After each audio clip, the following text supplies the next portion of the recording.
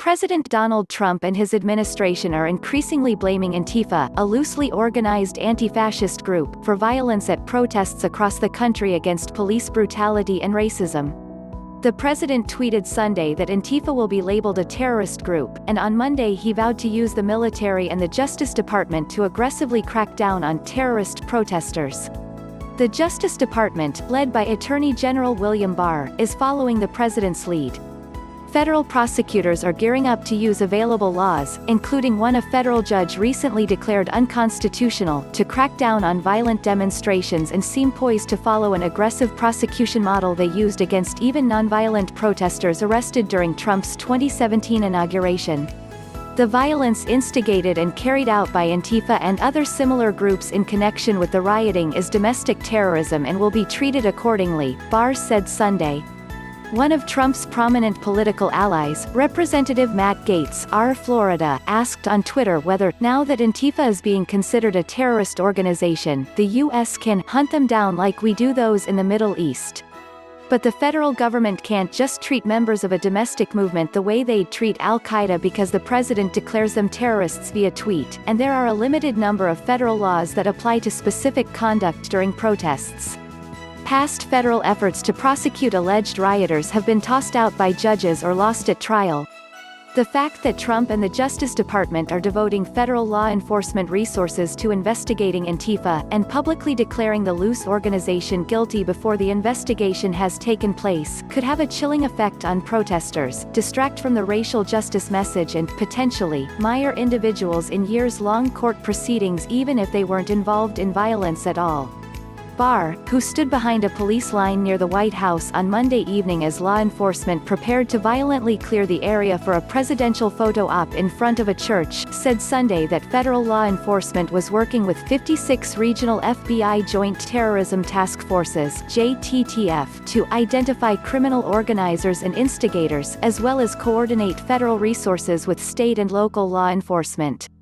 Mary McCord, the former head of the Justice Department's National Security Division, told HuffPost that, although getting JTTFs to aid investigations was standard, it was unusual and troubling for Barr to suggest publicly that the violence is being perpetrated by anti-fascist activists without citing evidence. Reporting from various protests around the country suggests outside groups, rather than local community members, have in some instances instigated destruction of property and violence, but the same reporting has suggested that some of this is being perpetrated by far-right extremist groups, McCord said. It is irresponsible to cast blame on any particular group or ideology when the investigations are just beginning. Even so, McCord said that she believes Trump might indeed issue an executive order and emergency declaration that designates Antifa as a domestic terrorist organization, though that has little practical effect. Domestic organizations, including those with extensive histories of terrorist activity, such as the Ku Klux Klan, are, unlike designated foreign terrorist organizations, protected by the First Amendment. Besides the fact that Antifa is not a definable organization, any such designation would not trigger criminal penalties for providing material support or resources to a designated foreign terrorist organization because the material support statute by its terms only applies to foreign terrorist organizations, McCord said. A Justice Department spokeswoman did not respond to a request for comment about Trump's call to designate Antifa as a terrorist organization but wrote on Twitter that the Justice Department will be enforcing laws that make it a federal crime to cross state lines or to use interstate facilities to incite or participate in violent rioting. Barr was on Trump's call with governors today as the president called state leaders weak for their response to unrest and told participants that he would activate Barr very strongly against rioters.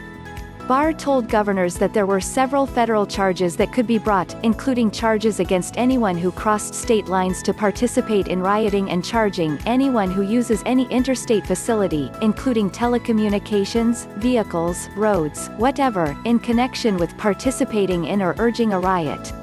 There are a number of crimes that have been committed during the nationwide unrest that clearly have a federal nexus. The FBI is searching for gunmen who killed Dave Patrick Underwood, a contract security officer with the Federal Protection Service, and injured another security officer Friday outside a federal courthouse in Oakland, California. His death would be covered by a federal terrorism-related law that makes it a crime to kill or attempt to kill a federal employee. Rioters could face federal terrorism-related charges for malicious damage to federal property by means of fire or explosive, willful injury or depredation of any federal property, or malicious damage to a building or personal property used in interstate or foreign commerce. From HuffPost.